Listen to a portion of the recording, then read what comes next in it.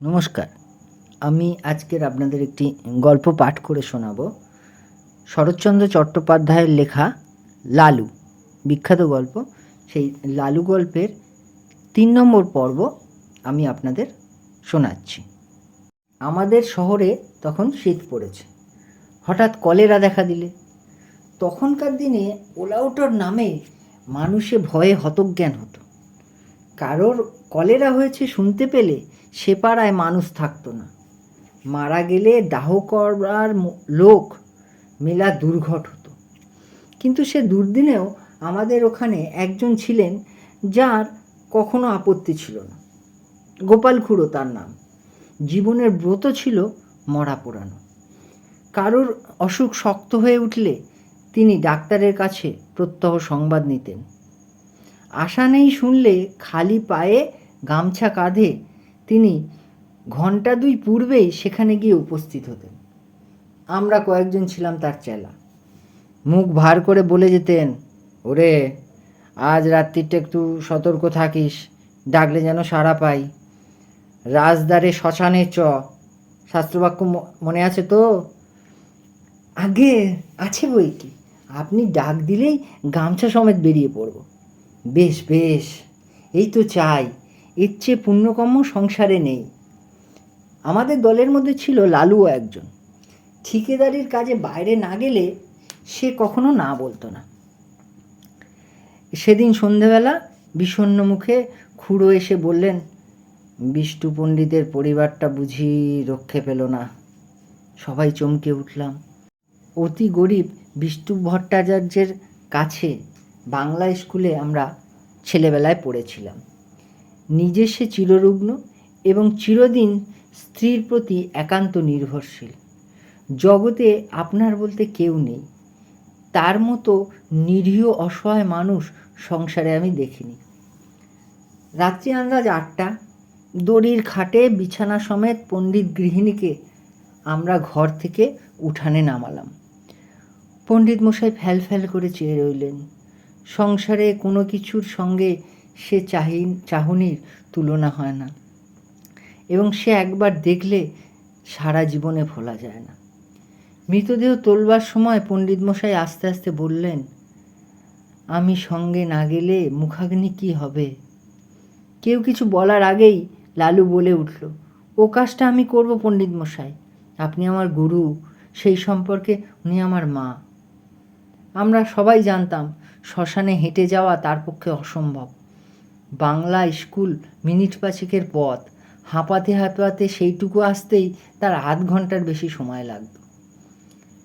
পণ্ডিত মশাই একটু চুপ করে থেকে বললেন, নিয়ে যাওয়ার সময় ওর মাথায় একটু সিঁদুর পরিয়ে দিবি নে লালু? নিশ্চয়ই দেব পণ্ডিত মশাই, নিশ্চয়ই দেব বলে এক লাফে সে ঘরে ঢুকে কৌটো বার করে আনলে এবং যত সিঁদুর ছিল সমস্তটা মাথায় ঢেলে দিলে। হরিবোল দিয়ে আমরা গৃহ থেকে গৃহিণীর মৃতদেহ চিরদিনের মতো বার করে নিয়ে এলাম। পণ্ডিত মশাই খোলা দোরের চৌখাটে হাত দিয়ে তেমনি চুপ করে বসে রইলেন। গঙ্গার তীরে শ্মশান অনেক দূর, প্রায় ক্রোশ ৩। সেখানে পৌঁছে যখন আমরা সব নামালাম তখন রাত ২টো। লালু খাট ছুঁয়ে মাটিতে পা ছড়িয়ে বসল। কেউ কেউ যেখানে সেখানে শান্তিতে চিত হয়ে শুয়ে পড়ল। শুক্লাদশীর পরিস্ফুট জ্যোৎস্নায় বালুময় বহুদূর বিস্তৃত শ্মশান অত্যন্ত জনহীন। গঙ্গার ওপার থেকে কনকনে উত্তরে হাওয়ার জলে ঢেউ উঠেছে। তার কোনোটা লালুর পায়ের প্রায় নিচে পর্যন্ত আছাড় খেয়ে খেয়ে পড়ছে।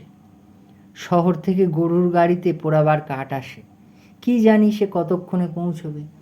৮ ক্রোশ দূরের পথের ধারে ডোমেদের বাড়ি। আসার সময় আমরা তাদের হাঁক দিয়ে এসছি। তাদের আসতেই বা না জানি কত দেরি। সহসা গঙ্গার ওপারের দিগন্তে একটা গাঢ় কালো মেঘ উঠে প্রবল উত্তরে হাওয়ায় হু হু করে সেটা এপারে ছুটে আসতে লাগলো। গোপাল খুড়ো সভয়ে বললেন, লক্ষণ ভালো ঠেকছে না রে, বৃষ্টি হতে পারে। এই শীতে জলে ভিজলে আর রক্ষা থাকবে না। কাছে আশ্রয় কোথাও নেই। একটা বড় গাছ পর্যন্ত না। কতকটা দূরে ঠাকুরবাড়ির আমবাগানে মালিদের ঘর আছে বটে, কিন্তু অতখানি ছোটা তো সহজ নয়।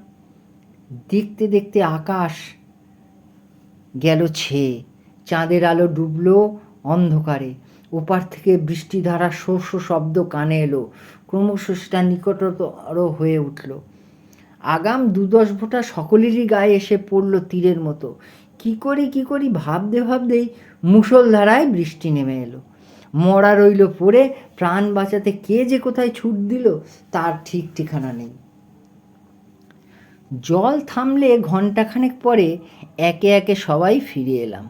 মেঘ কেটে গেছে, চাঁদের আলো ফুটেছে দিনের মতো। ইতিমধ্যে গরুর গাড়ি এসে পৌঁছেছে।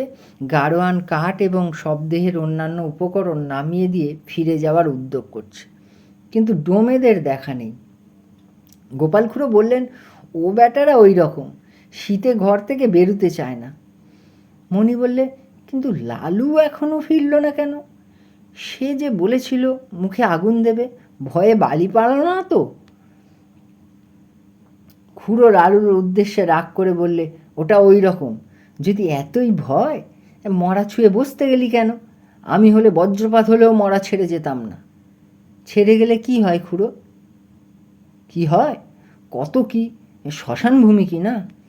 শ্মশানে একলা বসে থাকতে আপনার ভয় করতো না? ভয় আমার? অন্তত 1000টা মরা পুড়িয়েছি জানিস। এরপরে মণি আর কথা কইতে পারল না, কারণ সত্যিই খুড়োর গর্ব করা সাজে। শ্মশানে গোটা 2 কোদাল পড়েছিল। খুড়ো তার একটা তুলে নিয়ে বললেন, আমি চুলোটা কেটে ফেলি, তোরা হাতাহাতি করে কাঠগুলো নিচে নামিয়ে ফেল। খুড়ো চুলি কাটছেন, আমরা কাঠ নামিয়ে আনছি। নরু বলছে, আচ্ছা মরাটা ফুলে যেন দ্বিগুণ হয়েছে না? খুড়ো কোনো দিকে না তাকিয়েই জবাব দিলেন, ফুলবে না, লেপ কাতা সব জলে ভিজেছে যে।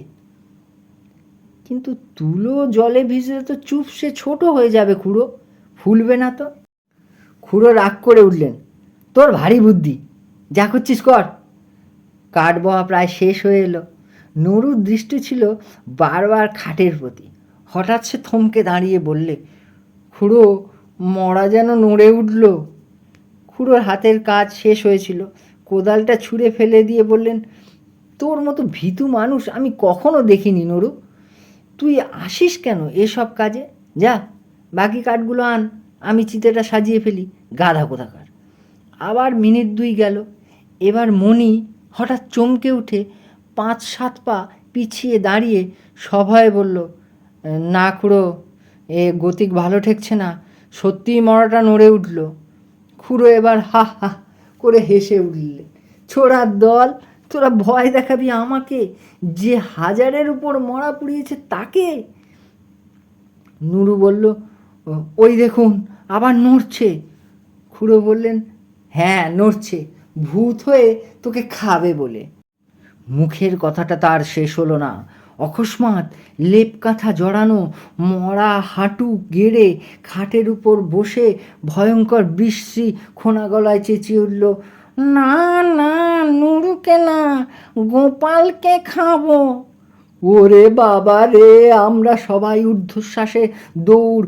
গোপাল খুড়োর সম্মুখে ছিল কাঠের স্তূপ। তিনি ওপরের দিকে আমাদের পিছনে ছুটতে না পেরে ঝাঁপিয়ে গিয়ে পড়লেন গঙ্গার জলে। সেই কনকনে ঠান্ডা এক বুক জলে দাঁড়িয়ে চেঁচাতে লাগলেন, বাবা গো, গেছি গো, ভূতে খেয়ে ফেললো গো, রাম রাম রাম রাম। এদিকে সেই ভূতও তখন মুখের ঢাকা ফেলে দিয়ে চেঁচাতে লাগলো, ওরে নির্মল, ওরে নমনি, ওরে নুরু, পালাস নে রে, আমি লালু, ফিরে আয় ফিরে আয়। লালুর কণ্ঠস্বর আমাদের কানে পৌঁছলো। নিজেদের নির্বুদ্ধিতায় অত্যন্ত লজ্জা পেয়ে সবাই ফিরে এলাম। গোপাল খুড়ো শীতে কাঁপতে কাঁপতে ডাঙায় উঠলেন। লালু তার পায়ের ধুলো নিয়ে সলজ্জে বললে, সবাই জলের ভয়ে পালালে, কিন্তু আমি মরা ছেড়ে যেতে পারলাম না, তাই লেপের মধ্যে ঢুকে পড়েছিলাম। খুড়ো বললেন, বেশ করেছিলে বাবা, খাসা বুদ্ধি করেছিলে। এখন যাও, ভালো করে গঙ্গামাটি মেখে স্নান করোগে। এমন শয়তান ছেলে আমি আমার জন্মে দেখিনি। কিন্তু তিনি মনে মনে তাকে ক্ষমা করলেন। বুঝলেন এত বড় ভয়শূন্যতা তার পক্ষেও অসম্ভব। এই রাতে একাকী শ্মশানে কলেরার মরা, কলেরার বিছানা, এসব সে গ্রাহ্যই করলে না। মুখে আগুন দেবার কথায় খুড়ো আপত্তি করলেন। না, সে হবে না। ওর মা শুনতে পেলে আর আমার মুখ দেখবেন না। সপ্তাহ সমাধা হলো। আমরা গঙ্গায় স্নান সেরে যখন বাড়ি ফিরলাম তখন সেই মাত্র সূর্যোদয় হয়েছে। নমস্কার।